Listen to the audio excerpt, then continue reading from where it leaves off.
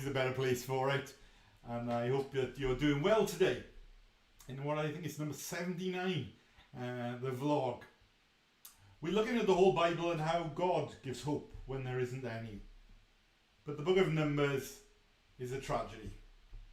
The whole of the gospel is preached, the same gospel, the good news of Jesus Christ is preached to them in Numbers, but they don't believe. Even though the king is among them, the shout of the king. And those who are outside, who are not Christians, can clearly see that they still don't believe the gospel. So what hope is there for me and you to believe the good news of God? What hope is there that we would be able to know this heaven on earth, this blessed life, and an eternal kingdom, that we will know that we will enter that promised land when we die and when Jesus returns. Well, then comes the last book of Moses. All these 5 books are written by him, and it doesn't really make sense without all 5. No part of it. The second law. The first law is broken because the people of God simply couldn't obey it, and it caused them to grumble instead of running to Christ. So the second law is written, and the same conclusion is going to be come to. You cannot obey it. We do feel cursed in this world. We do disobey. We can't keep God's law. In many ways, it's killing us whenever we read the standard God gives to be perfect as he is perfect. And those feelings of being cursed that are written in Numbers are all too common to every one of us. But then at the end comes one of the most famous phrases in the Bible. Choose life. But how can we choose life when all we do is not love God and love our neighbour, and our lives and our world around us makes us all so aware of it? How can we know this life in heaven and the promised land? Wouldn't we ruin it if we were there because of our hearts and how they are wrong? Well, the end of Deuteronomy, as the whole of Deuteronomy, explains it very clearly. God isn't asking you to go into the abyss and reach down into your past and sort your own mess out. God isn't asking you to stretch out such a perfect life that you will be able to ascend into heaven and arrive and say, look who's here, look at my life. That isn't what God is asking. In fact, all God asks is that the word is on your mouth. It is not far from any one of us.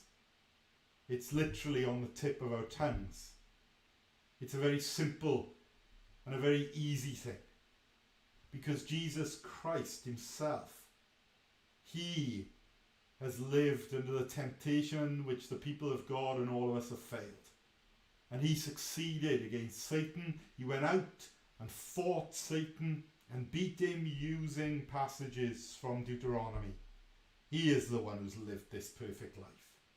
He is the one who has literally gone through hell for you. All that you've ever done, all of your curse, he took on the cross. Cursed is he who hangs on a tree. Everything that you have ever done wrong, he went down and he cleaned it all up when he died on the cross. And he has come down from heaven and he has now ascended into heaven for us. And he had clean hands and a pure heart. And he is the King of glory. And he is the one that's written about in Deuteronomy.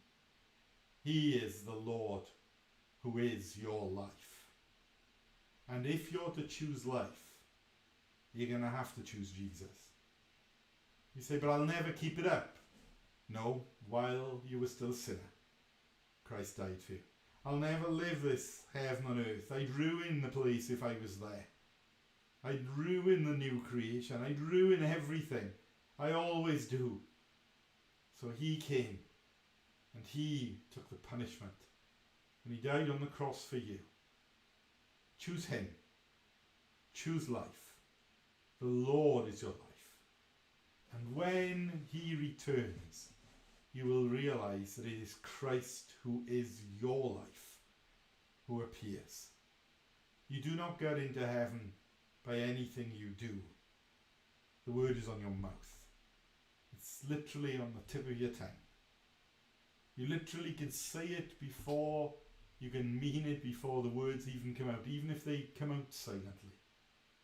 You cry out to Jesus. Do not say in your heart that you can sort it out.